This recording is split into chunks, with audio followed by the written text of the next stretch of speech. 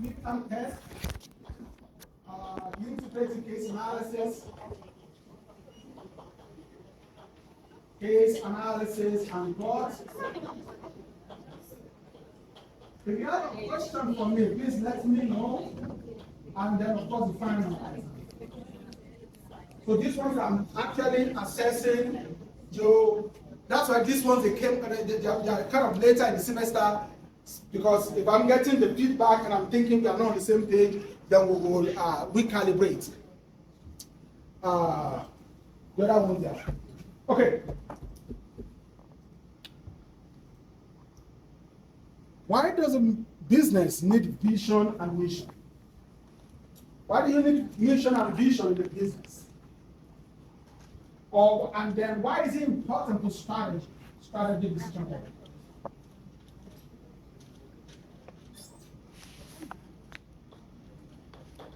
Why is mission and vision important?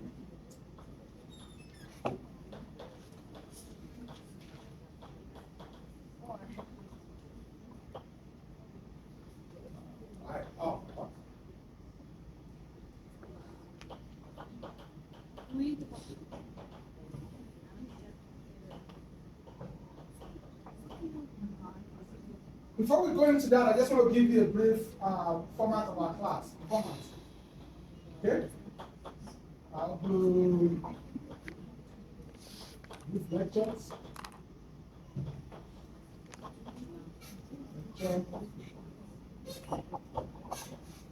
Case presentation.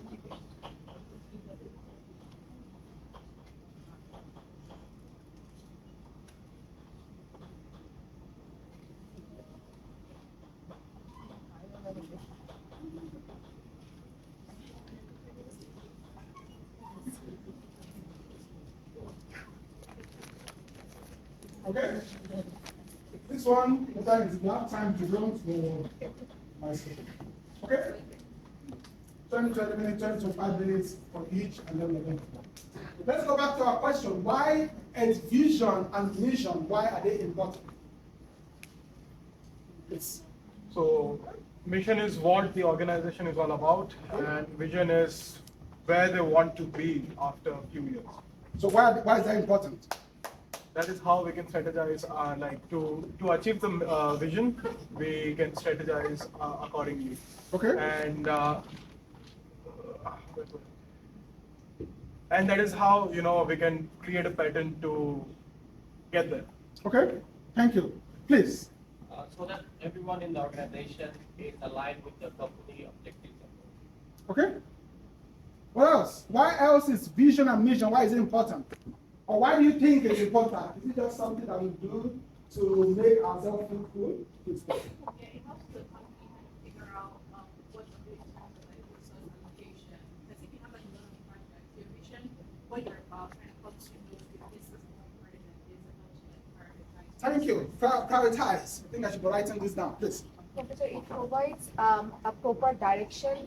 It lets the employees know that where their focus should be, and they are properly communicated that how the business strategy is going on and are their works aligned with the goal or not. So I want to tell you a story. I don't want to talk this. They kind of differentiate the company from other companies maybe playing in the same model. And it allows them to prioritize what they're looking for and then create a roadmap. It is very important to create that. Okay, vision is very important to create a strategy. Anyone else? Please.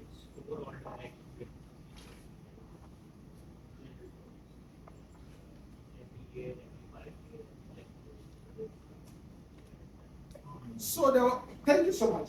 So there was a company back in the day, Microsoft. So when Microsoft first started to produce, what's it called? How many of you have seen mainframe before? Mainframe computers. How big are they? 486. What? 486. 486? Okay. How big are they? How big are they? It's gigantic. No, you really gigantic. I remember one of my professors, a lot older than I am. I think he got his PhD before I was born. So he was telling me that when he was doing his PhD, that they will, when you want to do your data analysis, you gotta go pick numbers. So the mainframe is at the basement of what I think is science lab. So people go and they sign up. So you want to do another analysis, sometimes you have to sign up. They sign up to be as long as 6 weeks for them to create a computer, for them to be able to access the computer. What you're doing on your laptop today, it takes 6 weeks of sign up to do that. But guess what? There was this kid that came and said, okay, I'm going to put a computer on every desk in an office. I want to create a product that's going to put computers on every desk. Now, it doesn't, that's a big vision. But when you think about where they were at that point, right? When you have to queue for 6 weeks to just do your data analysis, and people are asking, who will want a computer? Really? Right there, who will want a computer on their desk? Why do you think this makes sense? Well, you know the rest of the story, right? You know the rest of the story. That, building people, even there's one of his friends that they started together called Allen. Folks, Microsoft people, anyone knows me? Paul Allen. Paul Allen basically just started joining him very early after Bill Gates. I don't know, I think he spent 2 years. Microsoft was very sick. I think they had something. And then he resigned. For those 2 months, he ended up being a billionaire for him, right? Because that vision became a reality. He raised about Bill Gates and now he doesn't like Bill Gates. But at the same time, you got billions for a work of 2 months. The point is, vision tells you where you want to go. It's almost impossible to strategize without a vision, without a rallying cry, right? You say, oh, let's go to war. How do you convince people to go to war? How do you convince people to go to war? You wanted to go to just war? Yeah, let's go kill other people. Right? Yeah. Oh, let's go kill other people, which is what we do in war. Is that not what we do in war? That's why I would say I'm an unavowed pacifist. I don't like wars. Let me just put it out. I don't know. Of course, I'm not a military strategist, so I don't know much about wars. But how do you convince people to go and kill other people? You gotta give them a vision. You'll be surprised how important a vision is to an organization, to an army, you have to give them something that they are passionate about, something that they want to kill for. You want to put it that way. Right? When Chairman Mao, you all know Chairman Mao, right? Chairman Mao? The founder of the Communist Party of China, right? Chairman Mao, the founder of the Communist Party of China. When he was leading the communist revolution, every power in the world was against him. Everybody. The people he was working with, they're peasants. They were farmers, all of them. The United States, UK, all the big guns, they were behind his opponent. I forgot the people that moved to Taiwan. Now, I'm not saying Chairman Mao is a good person. That's not my point. My point is what he achieved was basically based on vision. A China that is equal for everybody, it didn't get to do that. Just to be clear, it did not get to achieve that. But being able to sell it to people, and I say this a lot, in addition to, I think strategy is the best class in the world, right? It's not our job there. But in addition to strategy, it is something you need to learn, it is marketing. Yep. Because you need to sell. See, I know because you're all technical people, you're accounting, you're data analytics, and you think, no. Any ones that want to come and present a case to your CEO, they have the same background. They can run the same number. You cannot be able to sell. And that is what the vision is. Vision is about selling your organization. This is what we're about, right? This is what we want to achieve. Will you join me? What's it called? I forgot the name of this dude. Oh. Is it Lee Iacocca? One of the CEOs. Steve Jobs, 1980. He said, do you want to change the world or you want to sell sugar water? Right? You want to change the world because the person, I think the person was in line to become CEO of either Coca-Cola or Pepsi. Now, Apple was Just a startup there. How do you convince someone to leave Coca-Cola that was already $1 billion company to come and sell computer that nobody even knows whether anyone is going to do? It's a vision. You want to change the world with me, or you want to go sell sugar? Just. You can say, could you come and write code with me? I don't know anything about code, but you want to change the world, all right? So vision is very important for what we do in strategy, and then we're going to go over many characteristics of vision. It's very difficult actually to find an organization, a Fortune 500 organization, a big organization that does not have a clear vision. Because how do you lead people, like writing in fact, how do you even prioritize? You got 7 different projects. Which one should you put your money in? Now, I'm going to say this, and I'm going to say it a lot in class. There is no organization in the world that has enough resources for everything they want to do. Now, you might have more resources than I do. The University of Toronto might have more resources than the University of Windsor. Because the University of Toronto does not have all the resources they need to do everything they want to do. That is where the vision comes. Because then you can use some prioritize. All right? This is propping up lately because of, you know what? Value statement. You know why value statements are propping up? People play smart with other people's money, Ponzi schemes. So people are trying to actually emphasize. And that's a challenge. That's one of the challenges of almost everything we are doing here. Did you ever take class in ethics? Ethics? No. It doesn't matter how much you learn here, we don't teach ethics. Strategy doesn't teach ethics. Strategy is about winning. It's about winning, right? And sometimes, because we are human, we might be, you know, we might skip the ethical boundary. Or sometimes we just go full-blown unethical. We are human.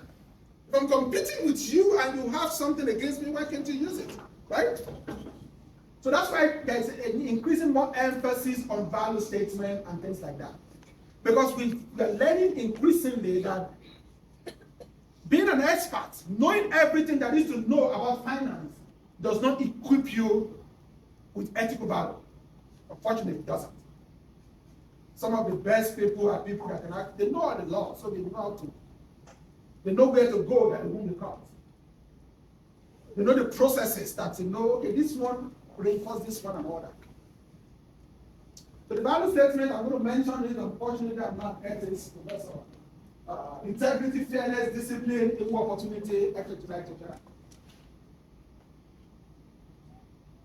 Though there is also the what's it called? The economic argument for this. Because if you get caught, it could be very costly, right? It could be very costly. But our class today is about mission and vision. So what I would do now is just, this is vision, where we want to be, like someone rightly pointed out, where we want to, mission is what we are doing, who we are. And what we are going to do for our in-class activity today is, I sent out an email earlier, not an email, something from the, what's it called? From Brightspace. So, you got, what? The announcement, yeah, thank you. The announcement, you got stuff there for you to work on as a team, and I will explain later. So vision, like you rightly pointed out, is what we want to become. We want to put a computer on every table, right? We want to put a computer on every table. We want to be the lowest cost distributor in the world. What will Amazon vision be? Amazon. I want to put everybody out of business, something like that. I'm just kidding, right? Just some examples of vision statement. Could be of your finest coffee in the world while maintaining uncompromising principles and all that. Again, vision is where you want to be. You might not get there, but at least it should be able to motivate you, inspire you to do what you're doing. It's a reason to want to wake up in the morning and go to work, at least for your employee. You want to wake up in the morning and say, yes, I'm going to work to deliver the best education or whatever. I don't know whether that's what we're saying. Whereas mission is kind of like a declaration of why we are here, what do we have, why do we exist, right? As an organization.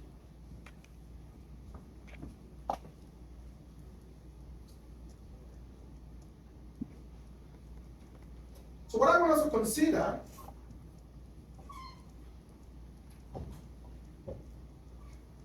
is this not, oh, no.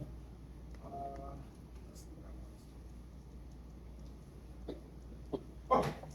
This is what I want us to look at. The other things, I think you can read them up and all that, because this is what we are going to cover in our class activity. These are like kind of components of business, of your mission statement. In your mission statement, there at least should be kind of like an inference of who your customers should be. Think about that. So, who your customers? What's your product and services? What is the market? Where are you playing? Right? Where is your geography? We're talking about where your geographical location is. Some, of course, everybody wants to be global. We know not everybody is global, right?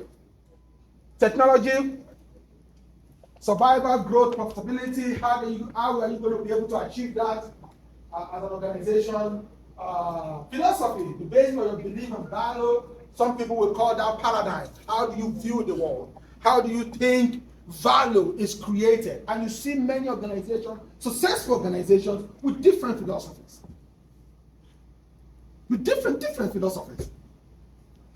OpenAI is one organization whose philosophy I'm scared of. You know OpenAI, right? Yeah. Yeah. They just want to make everything AI. I'm scared for myself, but I'm scared for all of humanity or something. because of the drama, because basically they just want to deploy AI and let the chips fall where they're supposed to be. And why I'm scared as a person is because there's no one regulating them. There's no one. You know, it's just like having the market with no oversight. I don't know why everybody's not panicking. I don't know why everybody's not panicking. Why I'm the only one panicking here.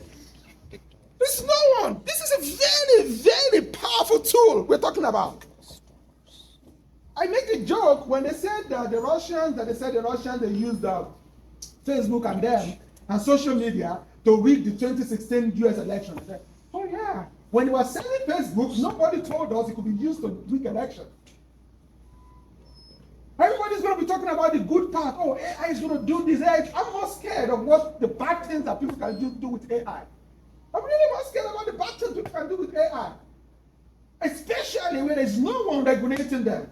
I'm sorry, I went on my usual rant. Distinctive competence, we're going to talk more. Someone have a thought? Is there an AI expert in the house that wants to tell us everything's going to be okay? It's going to be okay. Really? And you know that, you know, last year, for 5 months, 4 or 5 months, the writers in Hollywood, they were on strike. I don't know whether, did you hear about it? Last year for 5 months, writers in Hollywood, they were on strike. Yeah. You know why? Why should I pay you anything when I can just put it on OpenAI? Yeah. Why should I pay you to write story for me? Because in 2-3 years, AI is going to be better than most of us in writing. What happens is AI learns on the data which is already there. So what's going to happen if the AI keeps producing data? AI is going to learn data that is produced by AI. So it's like a snake who is eating its own tail. It's going to die eventually. So until and unless we change the behavior we adopt to it, then that's going to sustain for some time. This is very important. Like nobody is right now the 80% or 70% of the content which is being produced is produced by AI. So that content is going to teach another AI how to behave. So it's like a full circle. So eventually it's going to die down.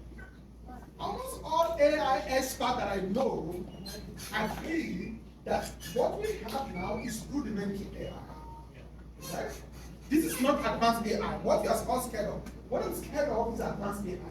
So I agree with the group that you're talking about. But advanced AI will potentially That was a crisis. Did anyone hear about crisis in OpenAI last year? About the Did you hear CEO? about what happened in OpenAI Sam that they Goodman. fired Sam Altman? Yes, sir.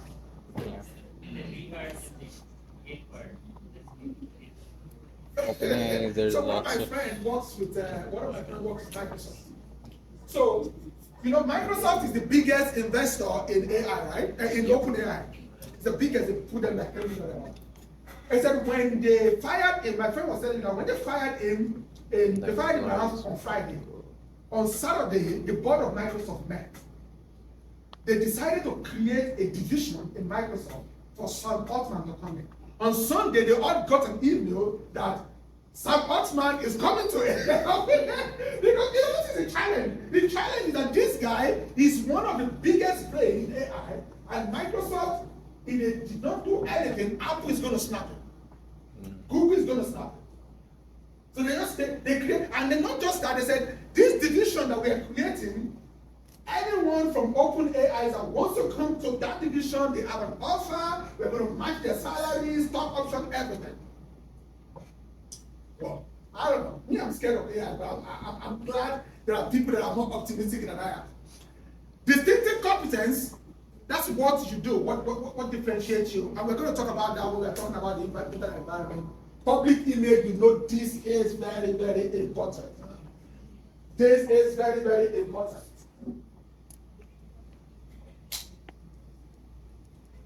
So technically, I was trained as what we call an institutional theorist. Institutional theory, the idea of institutional theory is that everything is about perception. For instance, in what's it called?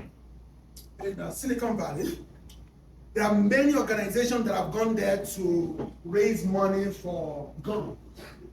Guns, they like guns a lot in the US. Oh, they like guns a lot in the US. If you don't like guns, you don't want to go there. They like guns a lot. I know people that basically they have arsenal. You go to their gun room, is basically everything. They have this, a pistol, everything. But Silicon Valley is very liberal. That's where they're doing this thing. You can barely raise money there. Not because you don't have a good product, but people don't like it. You don't have a legitimacy. Sometimes, even when you have a gun safety product, you still can't get funding. Not because it's not good, not because it's not a good product, but because of the bad image of guns.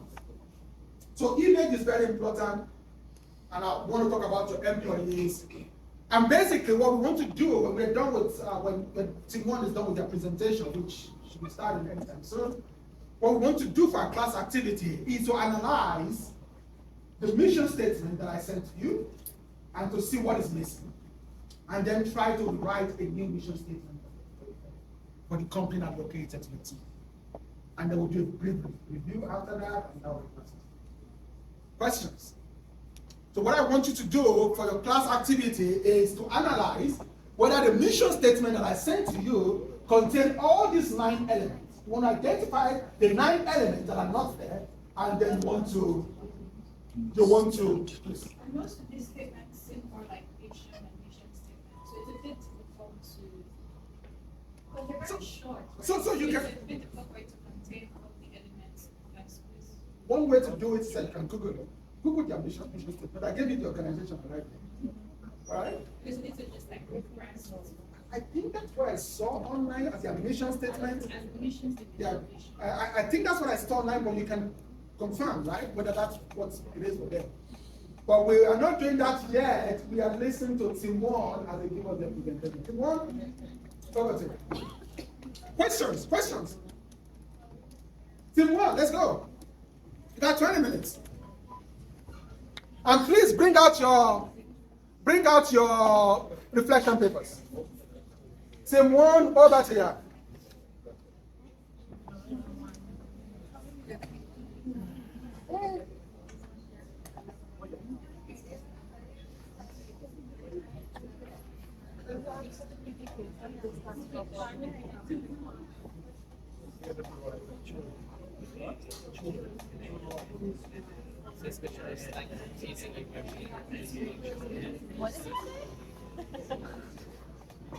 Please bring bring out the reflection paper. Team one.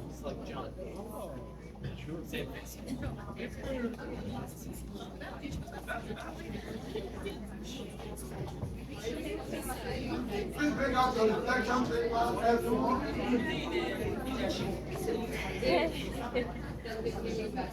I'm sorry. Oh, okay, thank you.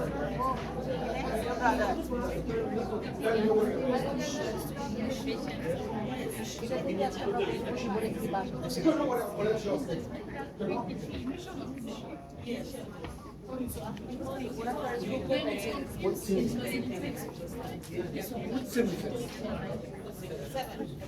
Seven, can I have a reflection paper? Seven, thank you. Seven. 1, 2, 3, 4, 5.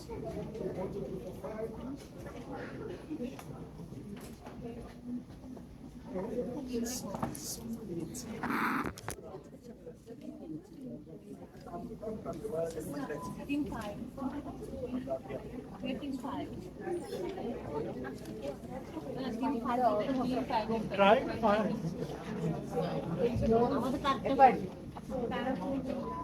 Yeah, put.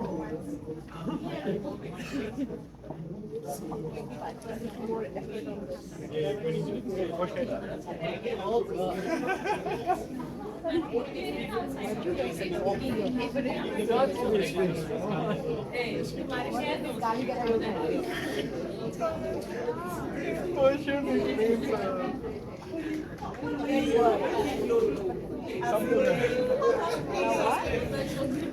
Okay, team one, hello class. Team one is ready to present.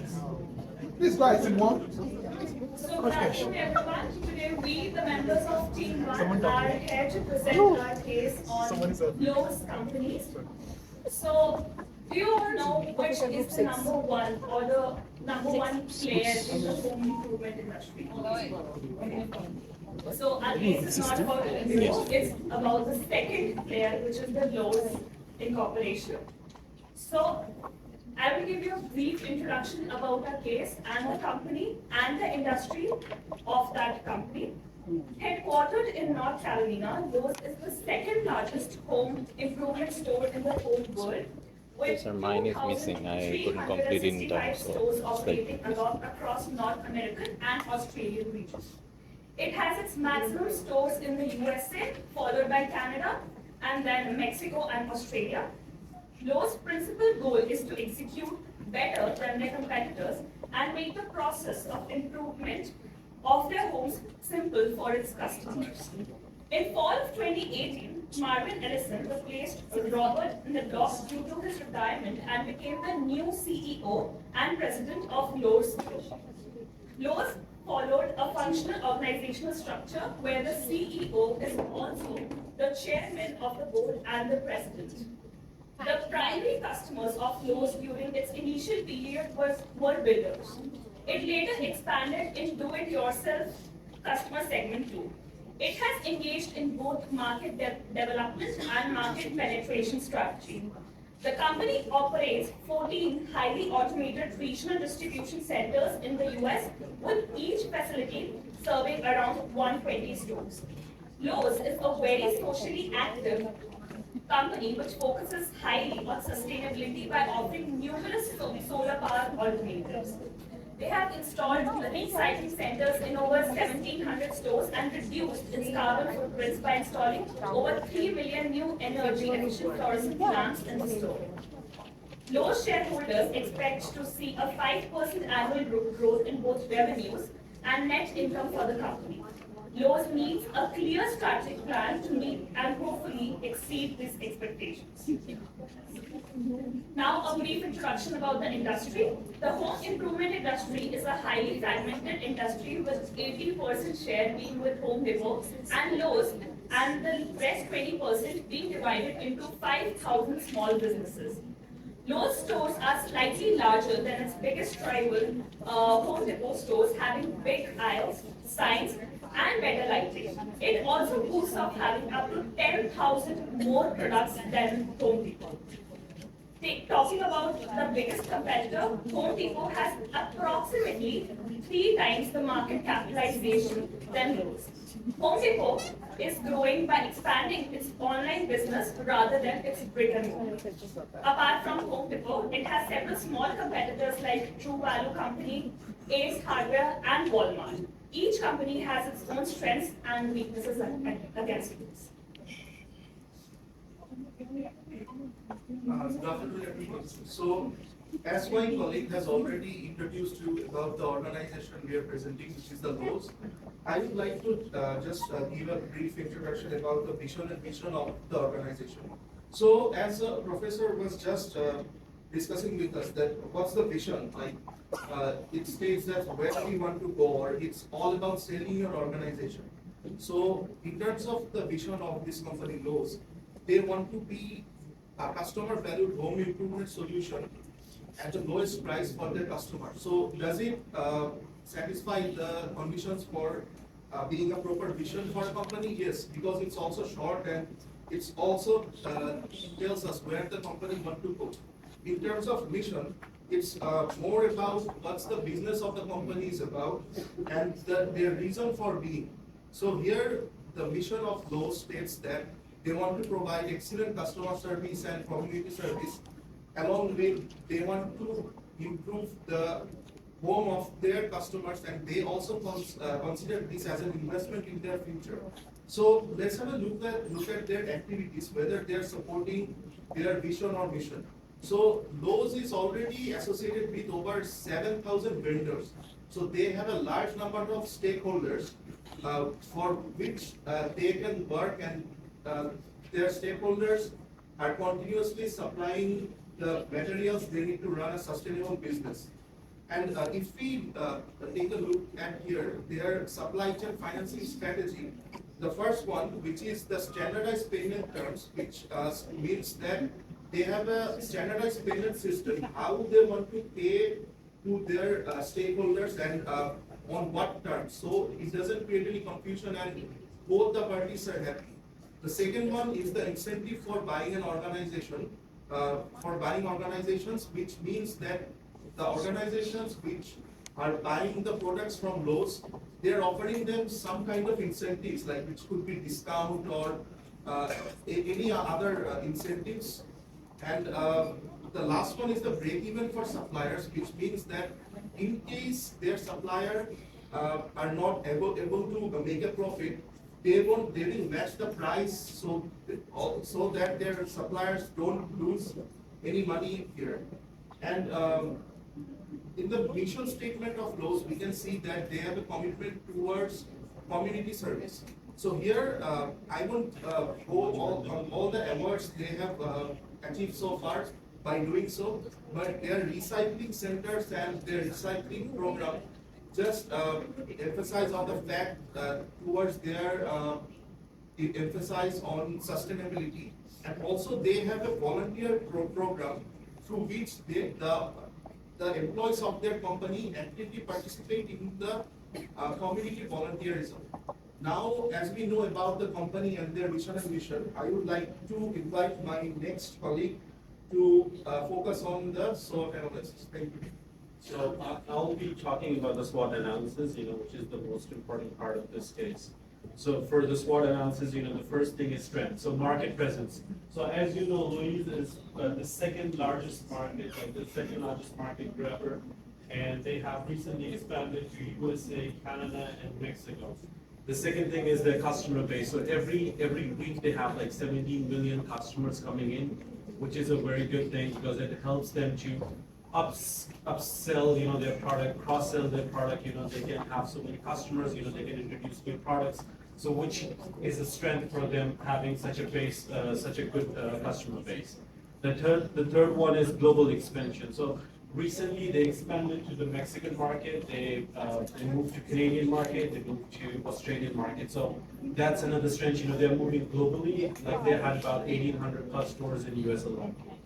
The last one is financial performance. So they have experienced 6% increase in the net profit, and they had about 98 billion sales revenue as of 2023. I mean, of course, it's less than the market leader, but it's 98 billion. For the weakness, there's a competitive gap, so they face, big challenge from Home Depot, because they've got big market share, they've got more customers coming in, and so that's another, the weakness for the company. Second thing is limited global presence. So as the company, they've been established for more than 70 years, they haven't moved outside of the North American region, they're just still in Canada, USA, and Mexico. They should have gone into the Asian market, they should have gone to the North African, maybe different continents. So this has been a weakness, being the limited global presence. Another problem is significant reliance on the North American market. The problem is, imagine if there's a recession in this market, what's going to happen to their profits, what's going to happen to their sales, because they're just relying in a specific region. Imagine if there's a problem with the NAFTA treaty. Imagine if there's some Milton regulation which goes against it. So that's the weakness for this company. And the last one is, they sell products to individual customers, but they do not sell their products enough to the builders. Builders are the real person, they build, they take, different kind of construction assignments for building thousands of homes. So if they can sell their products to builder, then that would absolutely drive their revenue. For the opportunity, I'd like to call my colleague.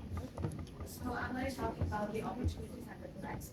So the first opportunity is market expansion. So from one of the strategy points, we know that Lowe's has a significant impact on major markets of the US, Canada, Mexico, and Australia. However, this gives an ample amount of opportunity for it to expand more internationally. So by expanding, it helps to improve their global footprints and also to have a wide variety of customer segments and customer base. So next is the online growth. So as we all know that there's a paradigm shift in the consumer behavior towards online shopping, right?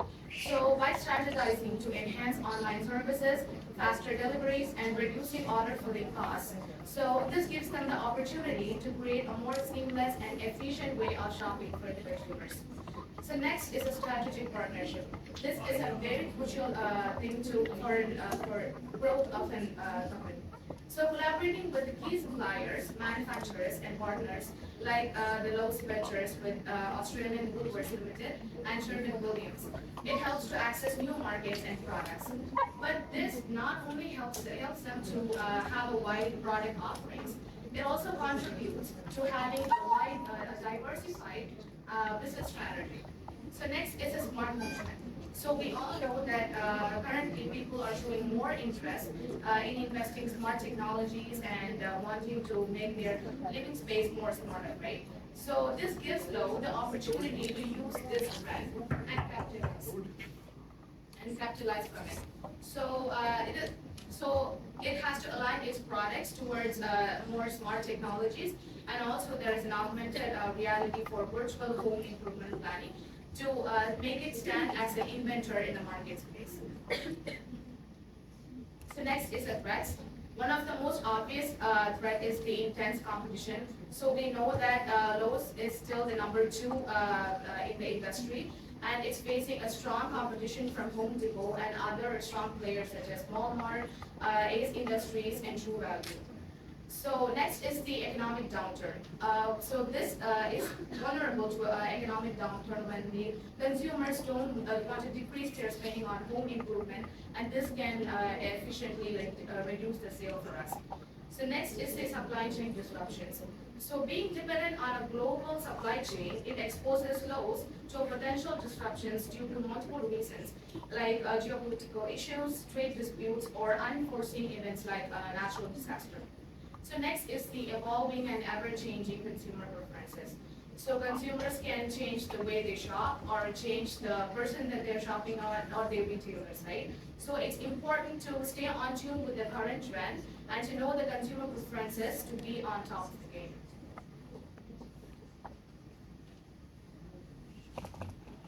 Thanks, Ashwarya. So I'll be talking about the issues. So a company has both internal as well as the external issues, right? So, alright. So I'll first be talking about the internal issues of the company, which are mainly focused, I'll be talking about the external issues, which are the market dynamics and global landscape.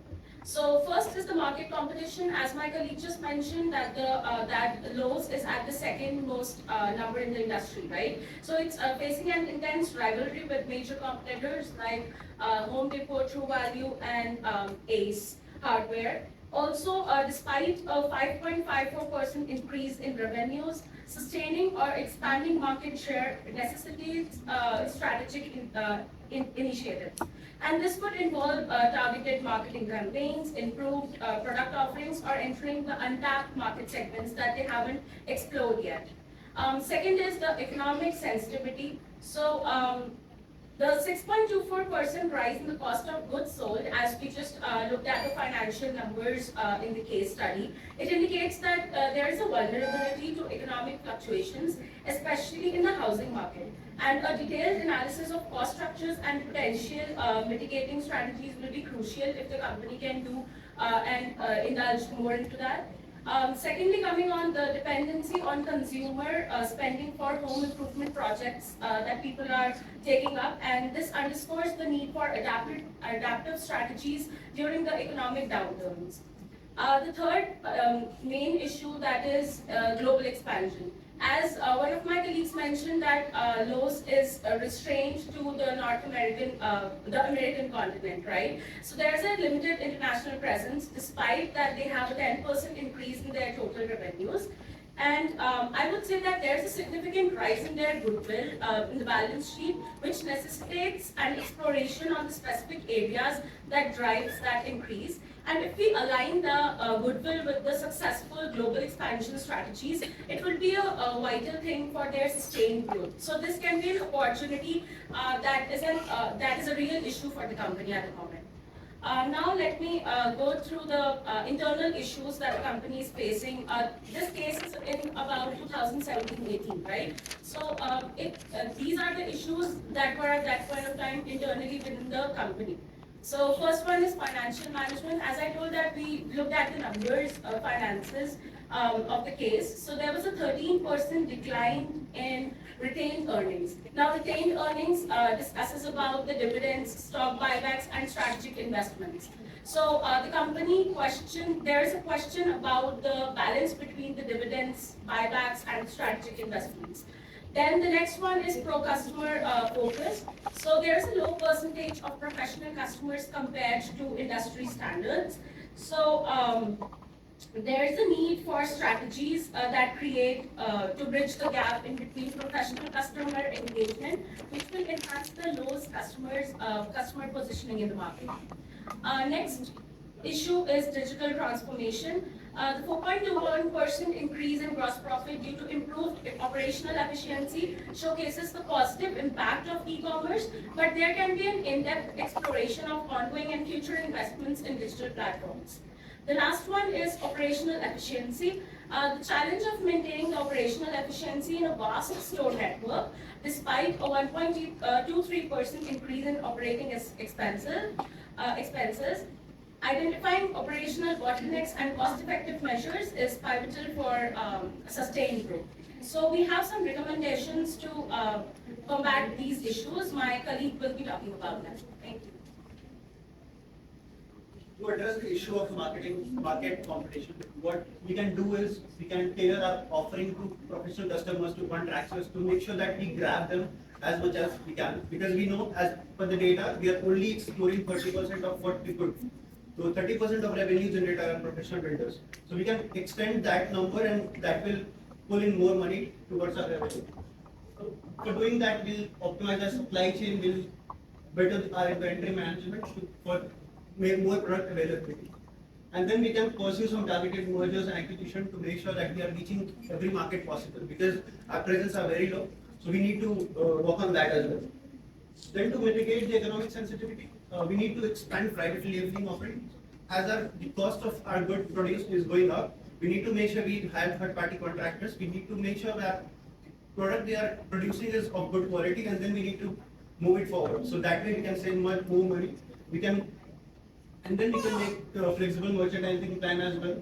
This will help us reducing the operation cost and in turn increasing the revenue. Then we'll create some strategic scenarios and contingency plan to adopt market situation as well.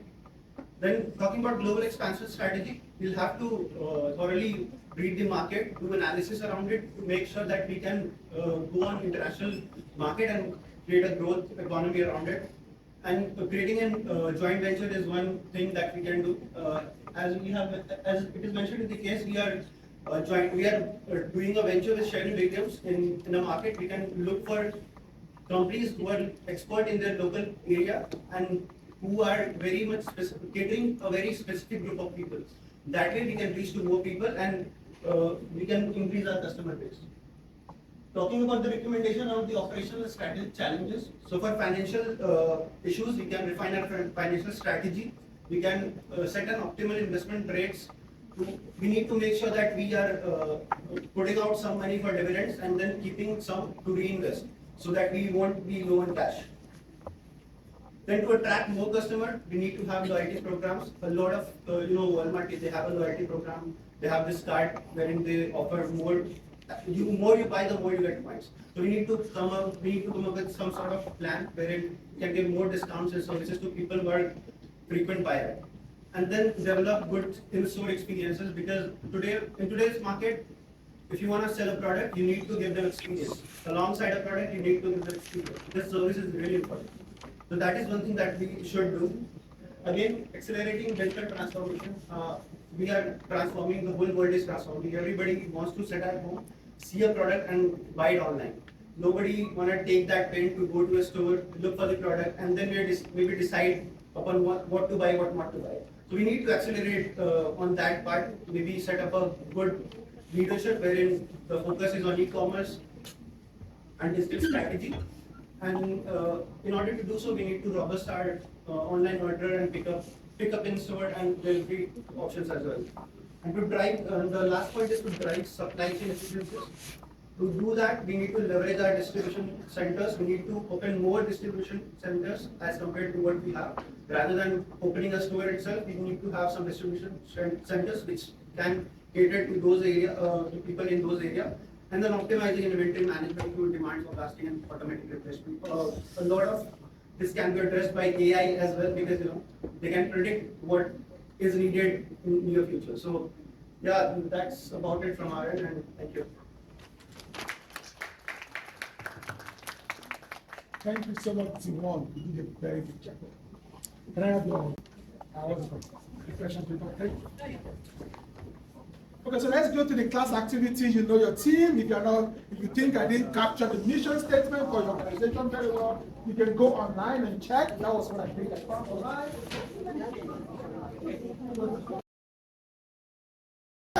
So that it won't be like Okay, what are you working on? Judah, okay. The problem child of social media. So we are actually trying to include each and every component. So let's start with what is missing. Okay, to give everyone the power to create and share ideas and information Instantly without barriers. So what is missing? Is customer missing? Let's go. Customer missing. They have not included the technology, how they're going to do it. They have not included the type platform, right? How they're going to deal with it. The public image is also a bit tarnished at this point, so that is what we also put very much missing. That how No, we it's to grab not even there. The public image. There's no employees there, okay? No employees, no public image. What do they have? To give everyone the power. I think there's a lot of interpretation needed. So the survival growth and profitability more into their mission. This part is there. So without barrier, I think that's kind of like also like a philosophy. So if you're thinking about without barrier, basically meaning anyone should be able to do that. You know, it's a serious bone of contention even now that there's war everywhere and people are sharing racist stuff. This has been an issue with them. So I think that without barrier, basically, we don't want to stand there. We are what they call them in the US, free speech absolute, right? You've heard about that statement, right? Without barrier. So that's kind of like, in a way, it's kind of like a philosophy. Kind of like a philosophy that we want everybody to be able to share what is on their mind, without barriers. So if you think about it, it's a kind of like it's a word because someone else will say, no, we don't want racist things on our platform. We don't want Islamophobic, we don't want XYZ. But they're saying, no, we're just going to stay out of your way, do whatever you want. And of course, this is giving them a lot of problems now because there's a lot of pushback. Yes. This is one of the things that you notice about organization too. Sometimes it's because of where they originated from. You can see a Chinese company with this kind of vision. Yes. You will see a Chinese company say, oh yeah, we're going to do it. No. You got what I'm to say here. So yeah, good job. I think have I spoken with your team? No, okay, sorry. Where are you working? Yeah, that's funny you say. What we need.